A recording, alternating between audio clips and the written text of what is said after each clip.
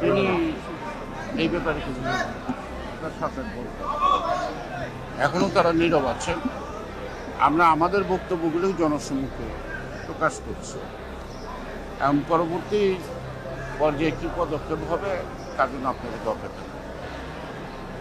আমাদের মূল যে কথা সেটি হলো একটি, আমরা প্রায় 18 বছর যদি নাও হয় 16 বছর আমরা কিন্তু একটা দাবি, একটা সুষ্ঠু অবাধ নিরপেক্ষ নির্বাচনের দাবি আন্দোলন করছি। আমরা সেই সুষ্ঠু অবাধ নিরপেক্ষ নির্বাচনটা এই জুলাই বা আগস্টের 5ই আগস্টের ছাত্র জনতার যে আন্দোলনের ফসল বর্তমানে অন্তর্বর্তীকালীন সরকার। তো আমরা সবাই তাদের উপর আস্থা বিশ্বাস রাখি তারা যেন একটি সুষ্ঠু অবাধ নির্বাচন জাতির সামনে উপহার দিতে পারে। ইতিমধ্যে ডক্টর মোহাম্মদ ইউনূস সাহেব দেশে বিদেশে এমনকি 2 দিন আগেও তিনি দৃঢ় প্রত্যয় ব্যক্ত করছেন যে যথাসময়ে নির্বাচন হবে। এই যথাসময়ে নির্বাচনের আগে যেই বিষয়গুলো নিয়ে আজকে আলোচনা চলছে, আমি আশা করব যে সরকার এগুলো মীমাংসা করবেন।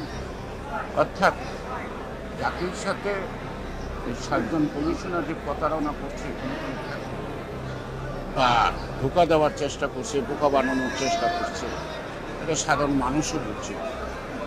আমরা যেহেতু একটা সুষ্ঠু অবাধ নির্বাচন চাই, তাই হয়তো যেভাবে প্রতিবাদ করার কথা আমাদের পক্ষ থেকে আমরা সেইভাবে প্রতিবাদ করছি।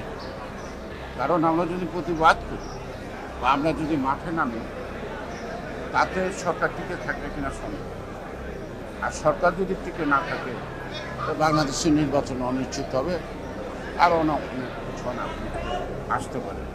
তাই অত্যন্ত ধৈর্যের সাথে গণতন্ত্রের সাথে এবং দেশের শান্তিপূর্ণ অবস্থা যাতে বিরাজমান থাকে এবং একটি সুষ্ঠু নির্বাচন আমরা চাই এই সরকারের মাধ্যমে সম্পন্ন।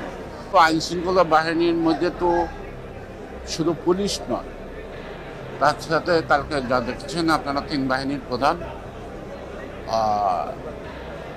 উপদেষ্টার সাথে দেখা করছে এবং যতটুকু আমি জানি তারা ইস্যু করছে যে সেনাবাহিনী 90,000 প্রয়োজনের যদি বেশি থেকে বেশি নাম বেশি গণ্য কথা। একদিকে হলো ধরেন আইন শৃঙ্খলা বাহিনীর চেয়ে বেশি হলো জনগণ যদি ভোট কেন্দ্রে সঠিকভাবে উপস্থিত হয় সেখানে কোনো ধরনের নির্বাচন গণ্ডগোল করার সুযোগ উপস্থিত থাকে না, কারণ জনগণ এটার উপর। আমরা বলবো যে আইন শৃঙ্খলা বাহিনীর যেটি পাশে তারা সিনসিয়ারলি কাজ করলে আমার মনে হয় আইন শৃঙ্খলা কী, আমরা যদি ভোট কেন্দ্রে মারামারি না করি, আমরা যদি ভোট কেন্দ্র দখল করতে না যাই, প্রত্যেকটি রাজনৈতিক দল যদি আমরা দায়িত্বশীলতার পরিচয় দিই এবং ভোটারদেরকে নির্বিঘ্নে ভোট দিতে করি, তাহলে আইন শৃঙ্খলা পরিস্থিতি রক্ষায় যারা আছে তারাই যথেষ্ট। OBC টেলিভিশন নিউজ টাইম, সত্য প্রকাশে অঙ্গীকারবদ্ধ।